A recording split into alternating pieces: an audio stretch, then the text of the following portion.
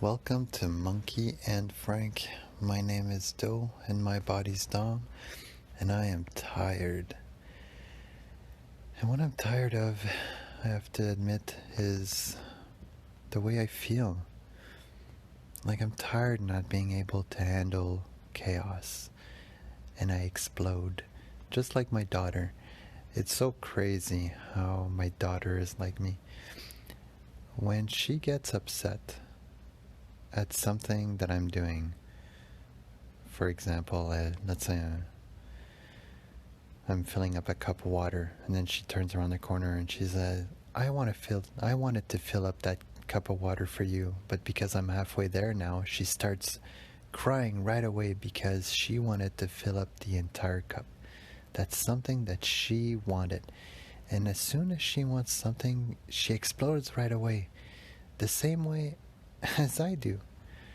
When I want her to just wash her hands, brush her teeth, go to bed, any little freaking want, right away I start huffing and puffing. And then I think of spirituality, I think of Mother, and I take a deep breath, and I go back to being calm. And then a second, 2 seconds passes, and then I start getting flustered again. I say, please, wash your hands, you got this. And she is clearly not wanting to do that, right? She wants to do something else. So she continues doing that something else. It's something that I would do, obviously. Everybody would do that, right? But now because you have children, there are rules or whatever that society, my wife, psychology, and I see it in myself. Every single time that I got pushed around, let's say, by my mom because she was a very dominant person, I closed in a little bit more. And I tried less. I tried a little bit less. And now I see the same thing with my daughter, but you guys know we're in the same boat. Like, there's no way that you can let them be free, because then they'll become little brats. And, like what we're seeing right now with the millennials, or even like people like me, I'm Gen whatever, I'm 38 years old, but I see it in myself. Like, I was never beaten. Like, my dad punished me 3 times when it came to slapping me, and I saw my dad angry like 4, 5, 10 times max. Like, he's such a patient man. But my mom, oh boy, that's where the balance was. My mom would blow a fuse every 2 seconds when I was young. It was crazy, like super short fuse, and that's where I get it. And it's genes, right? First I blamed her, and then I blamed spirituality and God. Like, why did you put me in that situation where now I'm stuck with a short fuse and somebody that can't just stay calm? And then I see it in my daughter, and she was born like that. Or, is my energy like absorbed? Like, am I the cause of her little explosions the same way as my mom is? Like, but the thing is about that is, same with my mom. Beautiful story. So my mom, very loving person, but the way she grew up with like Pepsi, cigarettes, like it was a commercial, like, have a good cigarettes in the morning and have a Pepsi, and like, so I grew up when my mom had me, she smoked cigarettes her entire time. And the doctor said, like, don't quit, because it might put your body into shock and you might like hurt the baby that way. So they encouraged, or they said to continue smoking. And then the second thing is, breastfeeding was not a popular thing back then for them in Canada. The way that it worked is, in 1981, when I was born, is the mother would give birth, and then the baby would be taken away and be taken care of by the nurse while the mother rested, because the mother needed to have her strength back. But back then in hospitals you could smoke, right? And I grew up around cigarette. It was insanity. It was insanity. Like, the way when we would go from places to places in the van. Both my parents would smoke, and they would not, like, they would just open up the windows a little bit because it'd be cold in winter. And it'd be the kind of smokers where like the fingers would be yellow. They smoke so much. Um, but yeah, my mom's journey. She was a very high stress, high energy person who had a passion for cleaning. The house had to be in perfect order. There could not be a paper out of place. And we even had a maid for a while. So she was very hardworking, but very loving in terms of giving me kisses, showing me how to cry. And even though I I developed a fear of crying, she was always very encouraging about crying, very encouraging about sharing your feelings and sharing and caring. But she didn't take any bullshit. If I would get upset at anything, she would grab me by the arms, by her nail, and be like, "That's it, that's enough." And there was no ifs, ands, or buts about it. So I really closed in terms of making decision and getting outside of my comfort zone, right? I stayed inside because she was a very protective woman as well. I could go to her for all of my cries. And I see that my daughter does that too, where she says, "I want to be upset. I want to be upset. And I feel sad. I feel sad." And how do you snap out of it? I can't even snap myself. Well, I can now with spirituality, but how do you teach spirituality to a kid? Like, I tell her about God. I tell her about when you hurt your brother, it really hurts yourself. And when you help, it's like giving a gift, and all these things, right? About opening up your heart. And still, she hates her brother. Or you see moments though where she really loves them, but most of the time, if she's dancing, the brother cannot be around. If she's eating, the brother cannot be beside her. It's just, and there's no amount of teaching. It's very much a paradox, right? So let's continue with my mother. My mother had my older sister first, and then a year and a half after me. So my sister and I were really close. And my mom, back in the day, because cleaning the house and being responsible and having a nice household was more important than playing with your kids, they basically, me and my sister grew up in front of television. And I was thinking a lot about that in the last few days, on how that messed me up so much. Like, just there was a movie that my sister and I watched, and I don't remember with whom we watched it, with my cousin or whatever, but it was about a family with a daughter who had cystic fibrosis. And she, it's a crazy disease, and she dies, and it's very much about like coughing. And my daughter got croup the other day, and it sounded like that, like it brought me trauma. I started to cry when I heard that sound, and it really reminded me of that movie, which is, it's a great movie, to listen to maybe as a teenager, to kind of show like the reality of disease and the suffering that there is in life. But for me, like, I think I saw it at 6. Like, it was insane. And same with like, there's another movie that came up, and it was Aurore, l'enfant martyr. That's a French movie about a girl that gets beaten by her mom, and in the end dies.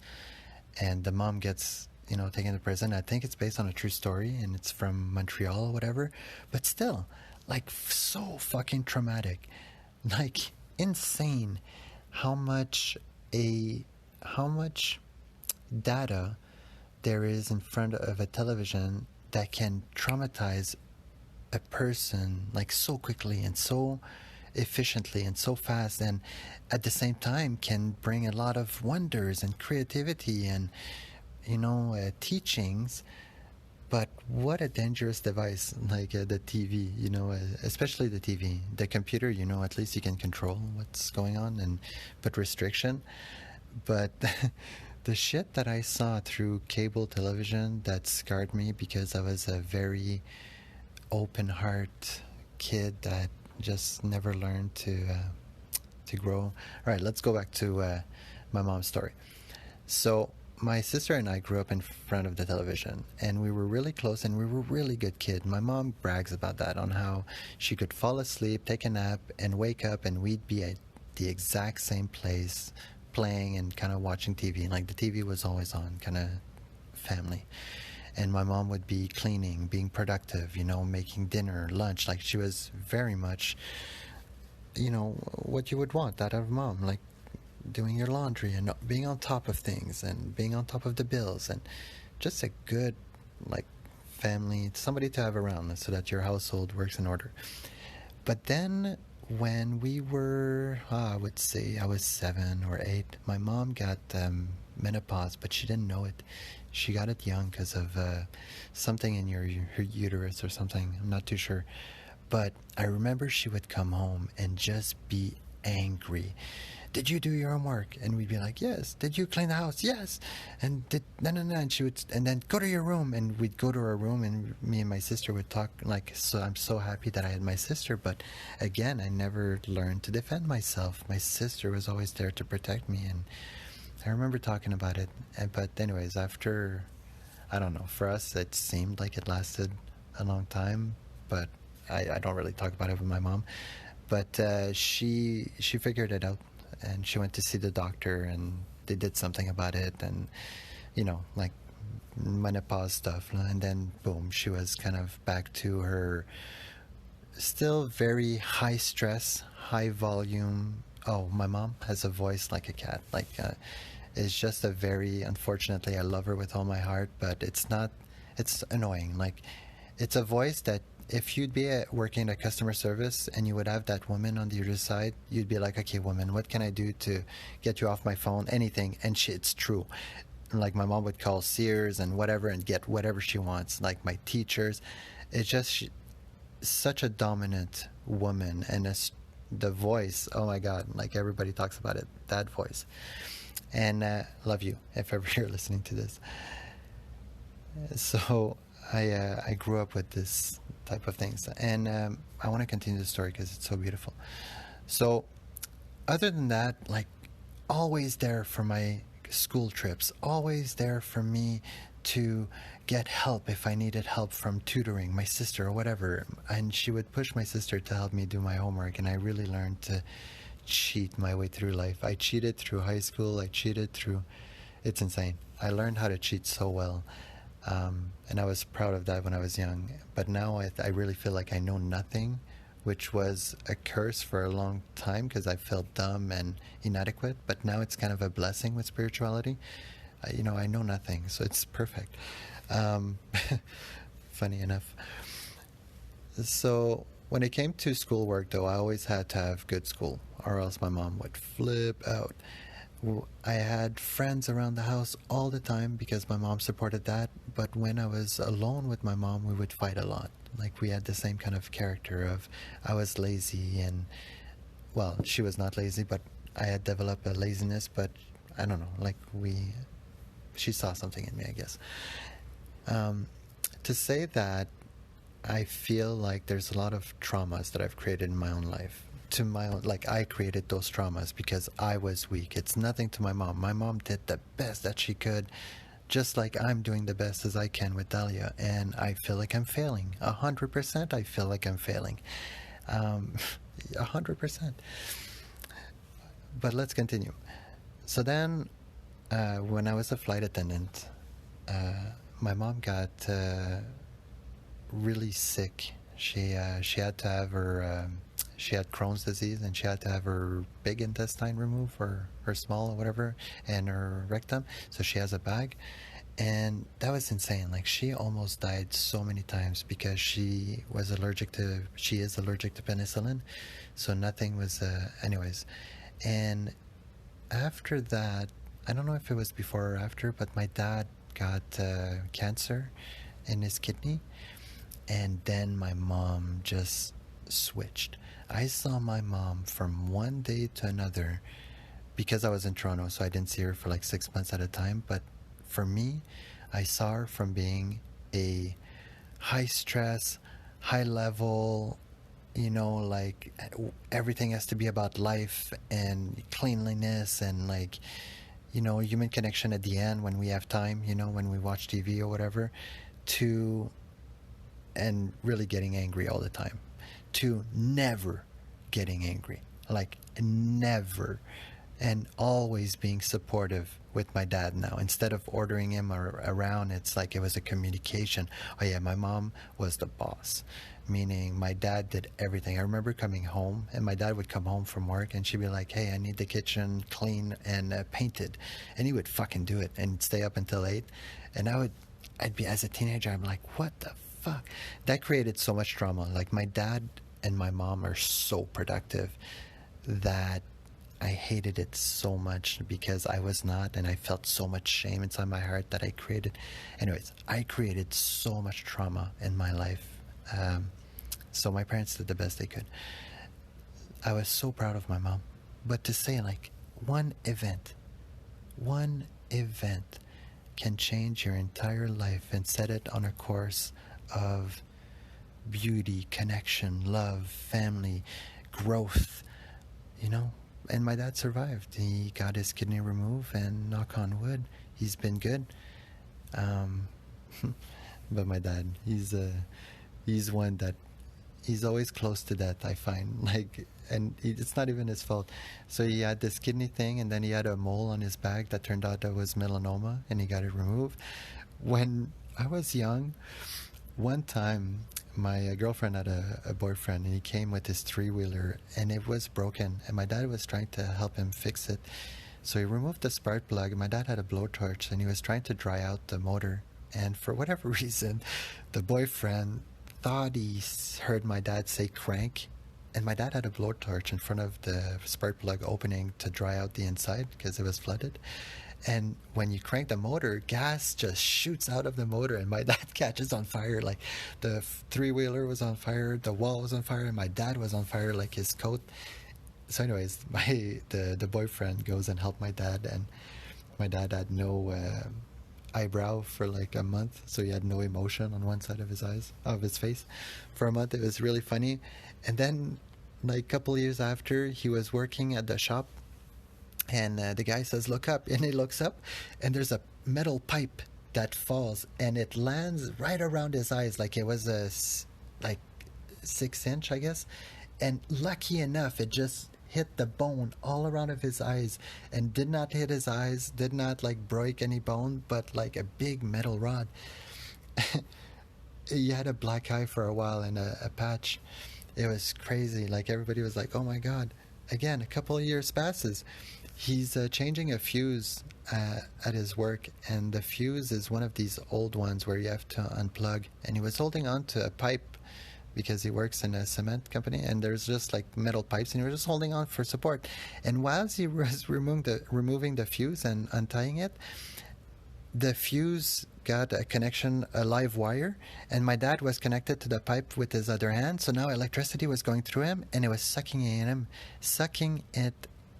in. He could not let go. So for a long time, like, electricity was passing through him, and he's telling me the story of, like, he could feel his heart like palpitating like crazy, like not regularly. And he knew that all he needed to do was to let go of his legs so that he could fall, and then he could let go. But he couldn't even fall because his legs were paralyzed. So he tried as best as he can to make himself fall, and he did. He fell, and he let go, and he survived. Like, he keeps having accidents like that. When he was young, he was going to go get some chip, whatever, like at the grocery store. My mom wanted him to go to the corner store, and it was winter, and it was ice, and he lived on a dirt road. And as he was going on the dirt road, it was raining ice, and there was a train track. And as he was going with the car, and he saw the train coming, and back then there was no lights or anything, so he just saw the train coming, and he pressed on the brake, but the car just started to slide, and like pure ice. So then he was really close. He said that he saw the train slide through the sunroof, and he decided to gun it because, like, it was that or nothing. Like, he was getting hit, so he just decided to floor it, and he managed to get out of the train's way.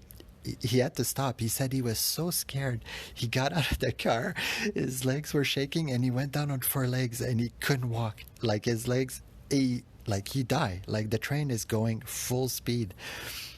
That's my dad. And still, he's alive. And I wish him the best, because that's another fear that I've got in my heart is the Beznev family. They have a lot of cancer, and as it put so much trauma in my life growing up, like the fear of death because of my dad's pass. I never knew my grandpa. He died, I think, the year I was born or something like that, of colon cancer. Supposedly, he was a great man. Um, so, yeah, I saw my mom change from being angry to not angry. And now, me, as I saw that, I am a person that is angry. I'm like, oh my God, when is it going to be my day to wake up from this anger and for it to be gone? Like the other day I had a scare because when I heard my daughter cough with that croup, I cried for 15 minutes openly as if I was in Peru, you know, full of spirituality, and I was so proud of myself. But still, today, as my daughter was crying, I could not support her because she was creating trauma instead of, like, she was being weak about it. And I don't know how to teach her because I can't even teach myself, because I'm waiting. Even though I've got all the knowledge in the world, the anger still comes up and I lose my patience. And and I'm thinking, I'm going to be honest with you guys, I'm thinking it's the cannabis, and I have to go through the hump of just, because I do it too often. I'm so tired. And to admit this on a podcast, man, that sucks. But it has to be, right? I'll have to try it again. I love you guys so much. Thank you for listening. And I'm happy I went with you guys on this journey with the story of my mom, my dad. You know, I'm sure we all have traumas that kind, but it's crazy how it's not their fault, it's not our fault, it's nobody's fault. And I've been listening to Supernatural lately, and I've always listened to it back then, but this time around, because I see a lot of my illusion, right? I see Mother, everything I see is like meant to be, because I really see that me being in this frustrating life, or whatever I want to call it, this blessed, beautiful, full of emotion life, you can see it a million ways. It's so not my fault. Like, it's crazy how there's nothing you can do.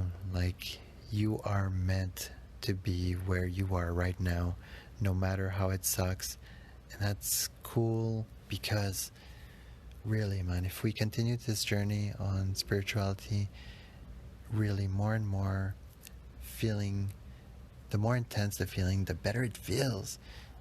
Like Ram Dass talks about it all the time. When there's a lot of chaos and you're in the right state of mind, man, the energy is beautiful. It just runs up your spine from the bottom to the top, and you close your eyes and you breathe through it, and it's like you're on mushroom, man. But just life, like chaos. You go downtown New York, you close your eyes, like I can just imagine how much energy you could just because you're seeing it the right way. You're not seeing it as, you're and I know the knowledge, and I know that I'm going to continue in this thing on the podcast, so thank you. But anyways, Supernatural, they're at the part where God is kind of fucking with Sam and Dean, right? Because God just wants a good story. He wants us to succeed, and like, we have our own decisions to make, right? And when he gives us a challenge and we succeed, I think he gets happy. And when we fail, I think he's like, I'm gonna get you more, man. I'm gonna get you until you get so down that you'll fucking be happy then. Like, I'll show you how cruel I can be, I guess, or how, not cruel, but like maybe cruel. Like, I'm saying like a lot because I'm so sad about it, but I don't think so. It's meant to be. We're here to learn.